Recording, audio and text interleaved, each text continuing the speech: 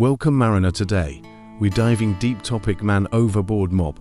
Maneuvers for immediate rescue. Task 1. Make a roleplay script both deck and engine each in every questions in 50 main questions. Listen carefully the video script. Task 2. Make 25 multiple choice questions and answer each in every questions in 50 main questions. Listen carefully the video script. Task 3. Make a rubric assessment guide each in every roleplay script with a line to STCW, SOLAS, MARPL, MLC, ISM, ILO, AMSA, WHO, OSHA, IMO. Listen carefully the video script. 1. Why is a man overboard mob situation considered one of the most time-critical maritime emergencies? 2. What is the golden minute rule in mob response, and why is it vital? 3. Why must all vessel types cargo, tanker, ro-ro, passenger, OSVS maintain the same level of mob readiness? 4. How do international conventions such as STCW and SOLAS influence the response to an immediate mob? 5. Why does immediate alarm and communication significantly increase casualty survival probability? 6. What is the role of a well-practiced crew ensuring successful immediate mob rescue? 7. How does poor bridge resource management affect response time in an immediate mob incident? 8. How do slips and trips on wet decks contribute to mob emergencies? 9. Why is failure to use PPE, especially life jackets and harnesses, a major factor in mob casualties? 10. How can rough weather increase the likelihood of a crew member falling overboard? 11. Why do distractions or poor situational awareness during mooring or cargo operations raise mob risks? 12. How does alcohol or drug impairment influence a seafarer's mob risk? 13. Why is overside work without full protection considered one of the highest risk mob conditions? 14. Why must the watchstander immediately shout man overboard, starboard, port side? 15. What is the purpose of sounding 3 prolonged blasts on the ship's whistle in a mob? 16. How does pressing the mob button on ECDIS AGPS improve the chances of recovery? 17.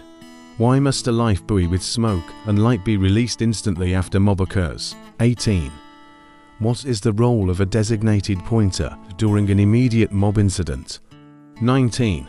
Why is maintaining visual contact with the casualty critical in the first minutes? 20. Why must the correct maneuver be selected based on visibility and sea conditions? 21. How does delayed maneuver initiation reduce survival chances? 22. Why are rescue boats essential in many mob scenarios? 23. How does proper first aid, for example, CPR, hypothermia protocol, affect casualty survival? 24. In what type of conditions is the Williamson turn most effective during an immediate mob response? 25. Why is the 60 deviation from original heading crucial in the Williamson turn? 26. How does the Williamson turn bring the ship back to the reciprocal track? 27. Why is the Anderson turn generally the fastest maneuver for recovering a visible casualty? 28. Why must the rudder be put hard over immediately toward the side where the casualty fell? 29. How does vessel speed impact the effectiveness of the Anderson turn? 30. Why is the Charnot turn rarely used in immediate mob cases? 31.